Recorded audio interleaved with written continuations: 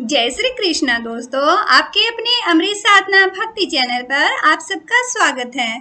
दोस्तों, आज की इस वीडियो में हम आप लोगों के लिए कुछ ऐसे शास्त्रीय नियम लेकर आए हैं जो कि आपको अमावस्या के दिन जरूर अपनाने चाहिए, क्योंकि दोस्तों अभी श्राद्ध पक्ष चल रहा है और कल श्रव पितृ अमावस्या की पुण्यतिथि है और आप सब अपने पूर्वजों की प्रसन्नता के लिए, अपने पितृदेवों की कृपा पाने के लिए अमावस्या का श्राद्ध अवश्य ही करते होंगे और इस श्राद्ध में ब्राह्मण भोज भी आप कराते होंगे। तो दोस्तों, आज हम आपको ऐसे 6 नियमों की जानकारी देंगे जिनकी आपको बिल्कुल भी अनदेखी नहीं करनी चाहिए। शास्त्र के अनुसार ये 6 नियम ऐसे होते हैं, अगर आपने इनकी अनदेखी की तो आपके पितृदेव आपसे नाराज हो सकते हैं। तो आइए दोस्तों, हम एक एक करके इन 6 नियमों के बारे में जान लेते हैं जो कि आपको कल अमावस्या के दिन श्राद्ध करते समय बिल्कुल ध्यान रखने चाहिए। दोस्तों, पितृपक्ष में कई कर्मों में से एक कर्म होता है ब्राह्मणों को भोजन कराना, क्योंकि ब्राह्मणों के द्वारा किया गया भोजन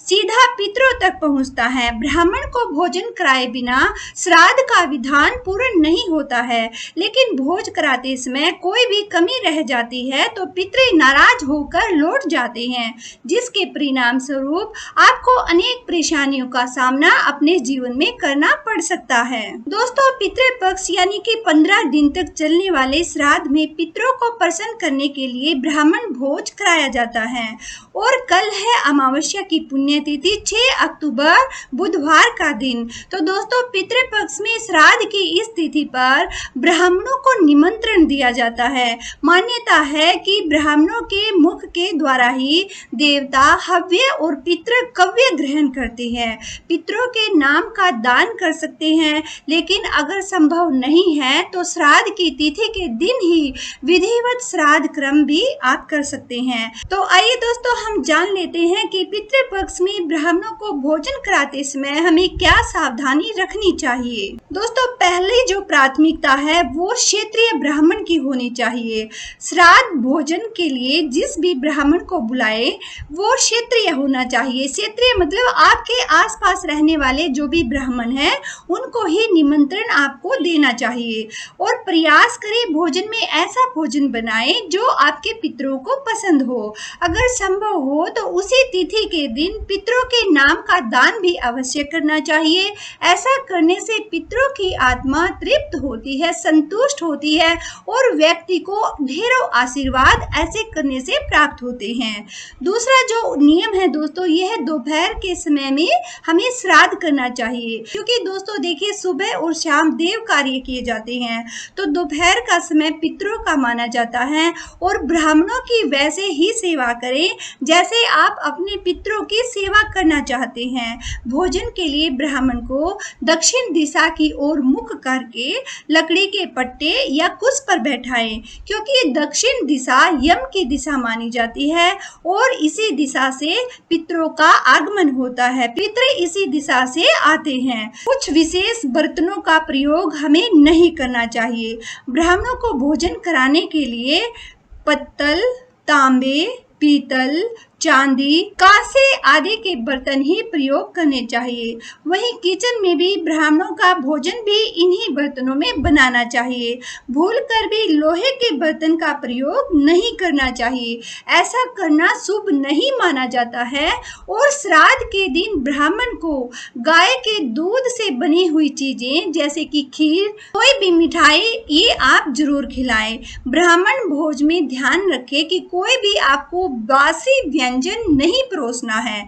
जो भी आप बनाएंगे बिल्कुल शुद्ध और ताजा होना चाहिए। और चौथा जो विशेष नियम है दोस्तों, ये आपको जरूर निभाना चाहिए। जब भी आप भोजन कराएं तो मौन होकर आपको भोजन कराना है। ब्राह्मण को भोजन कराते समय मौन रूप धारण होना चाहिए ताकि भोजन करते समय पितरों को कोई समस्या ना हो। वहीं ब्राह्मणों को भी ये बात ध्यान रखनी चाहिए कि अगर कुछ चाहिए तो इशारों में ही वो बता सकते हैं।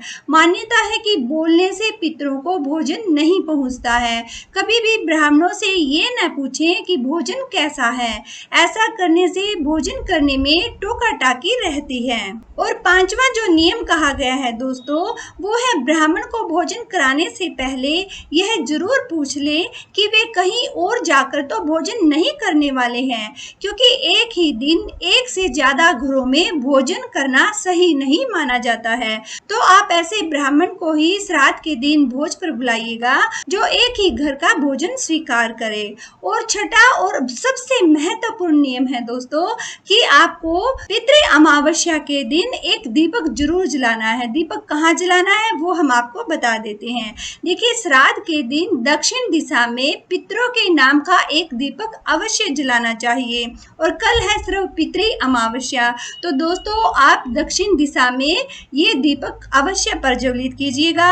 ऐसा करने से और पितरों के श्राद्ध से पितृगण तृप्त होकर श्राद्ध करने वाले को दीर्घायु होने का, वंश वृद्धि का, धन विद्या, राज्य सुख और मोक्ष का आशीर्वाद प्रदान करते हैं। और दोस्तों अगर आप चाहें तो आपके घर के आसपास में या किसी मंदिर में पीपल का अगर वृक्ष है तो पीपल के वृक्ष के नीचे आपको दीप दान और 2 अगरबत्ती अवश्य जलानी चाहिए। ऐसा करने से आपके पितृ पूर्णतः संतुष्ट होते हैं और प्रसन्न होकर आपकी वंश बेल को बढ़ाने का आशीर्वाद देते हैं। हर तरह के सुख को आपके जीवन में लाने का वो आशीर्वाद आपको जरूर देते हैं। तो दोस्तों ये थे कुछ विशेष नियम जिनके श्रव पितृ अमावस्या के दिन आपको बिल्कुल भी अनदेखी नहीं करनी चाहिए। ओके दोस्तों, तो आप कल श्राद्ध में ब्राह्मण को भोज कराते समय इन 6 नियमों की अनदेखी ना कीजिएगा और इनका पालन करते हुए ही श्रव पितृ अमावस्या को विधि पूर्वक श्राद्ध क्रम को संपूर्ण कीजिएगा, ताकि आप अपने पितरों का आशीर्वाद पा सके, उनकी कृपा पा सके,